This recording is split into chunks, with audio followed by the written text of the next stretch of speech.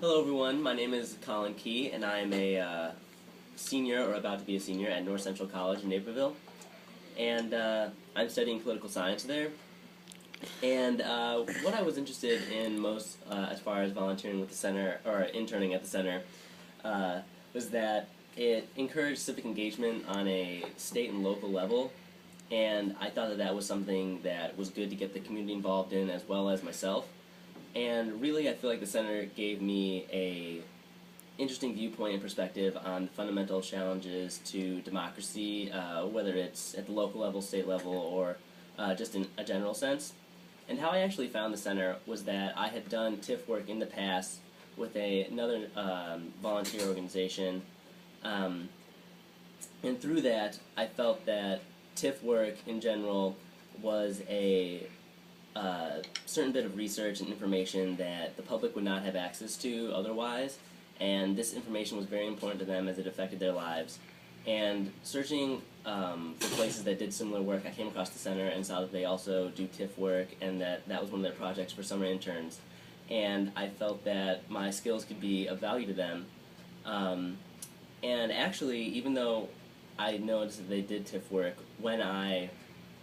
originally came onto the center, I didn't know really what I'd be doing in the summer. Like most citizens, I feel like I was more engaged with the national issues that are facing our country rather than the local ones that actually I found out affect citizens on a much more personal level in most cases. Even though I didn't know what to expect, I ended up working on a lot of great projects this year at the center. And the first project I actually began working on was a case or a presentation regarding the upcoming Supreme Court case of Breeze v. Galloway. And what that case is about in particular is it actually deals with the Establishment Clause, and specifically in the case, it deals with the town of Greece, New York, and how they went about choosing who would lead their prayer for their legislative sessions. And the way that Greece had chosen their prayer leaders for their legislative sessions seem to suggest that they are preferring one religion over another, in particular Roman Catholics. And that has been that issue seems to be unconstitutional by the people that they're being sued by. And we will find out upcoming in the Supreme Court hopefully soon whether that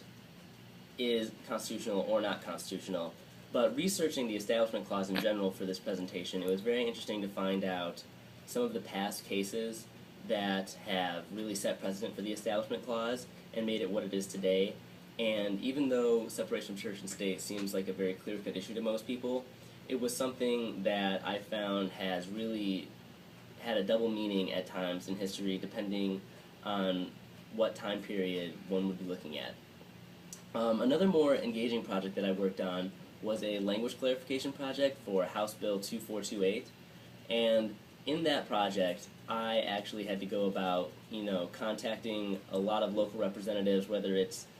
state senators or the Illinois State Board of Education or the governor's office, to get clarification on this bill. Specifically, what the bill deals with is it establishes a civic education task force to assess the quality of civic education in the state of Illinois public schools. And how it sets up the task force is that some members are explicitly appointed by the governor's office themselves, or state senators or other local government officials. But there are also members that are appointed by other organizations that are not affiliated with the government. And what it says in the bill, the language seems to be fairly clear that the Illinois State Board of Education would decide who gets to make these appointments. But when contacting them, they said the governor's office had actually made the appointments, and an interesting back and forth ensued when I had to, go from the Illinois State Board of Education to the governor's office, and I would be getting conflicting results. And it was just a really interesting opportunity to learn about the personal challenges to local government, and that even if you have a very simple question, what you think is simple will take, a very long time to come across a straight answer.